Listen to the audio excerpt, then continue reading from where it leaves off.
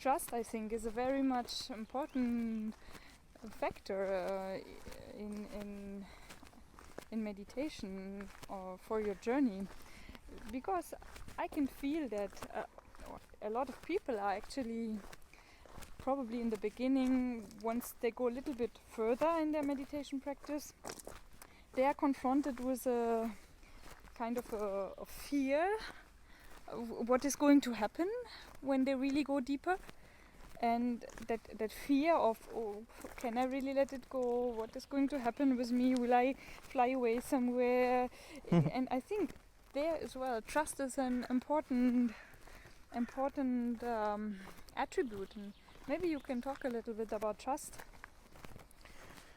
Yes, trust is the very fundamental requirement for meditation. Unless you trust yourself, unless you trust whosoever is teaching you or showing you the way, unless you trust this existence, unless you trust everything, basically you will never be able to really go beyond a certain point, and that point is your own mind, and you will never be able to move beyond your mind. So you'll not be able to taste what meditation can really offer you.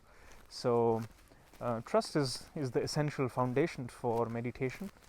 And as you mentioned, some fears, and exactly overcoming these fears will happen, and for that you need to trust in yourself, or you need to trust in your practice, or you need to trust in existence and in whatever. I mean, basically you need to have that quality in your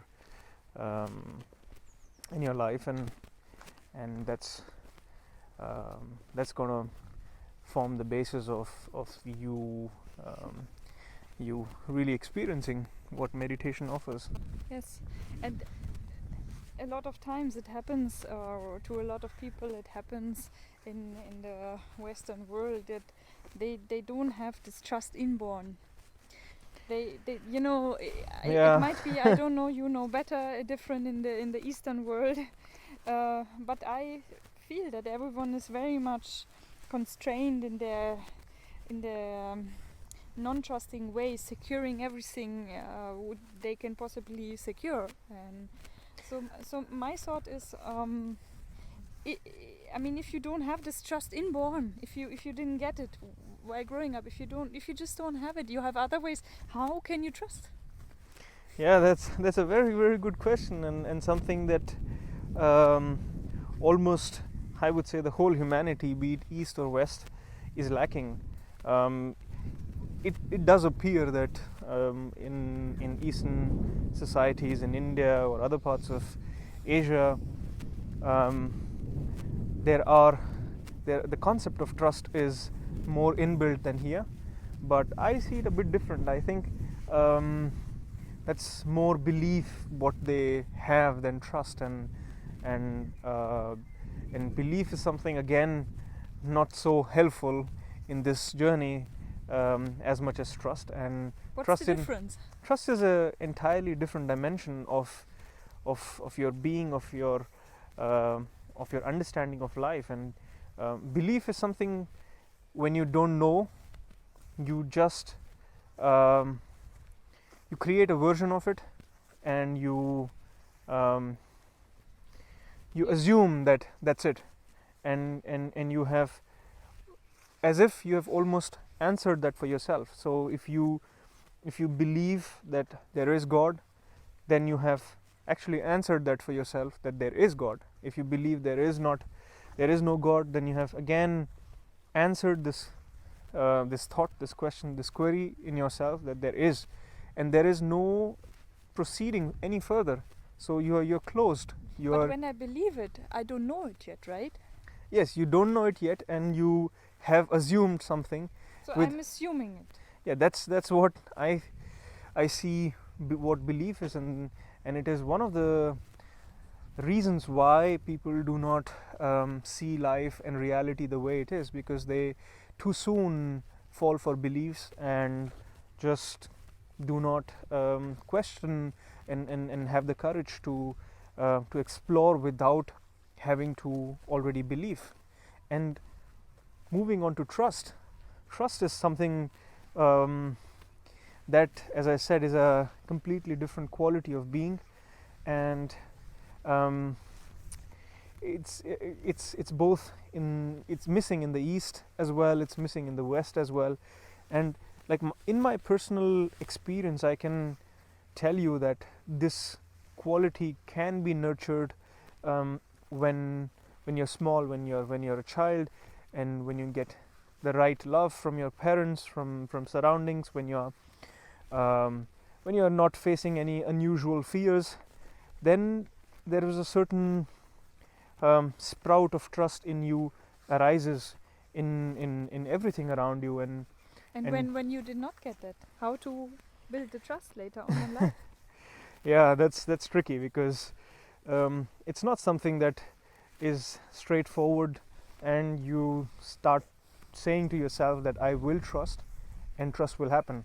So it's something you'll have to, it's an understanding, and as you are older, as you are more mature, you can reach there by understanding what it is really. You can meditate over it. In fact, you can just simply introspect.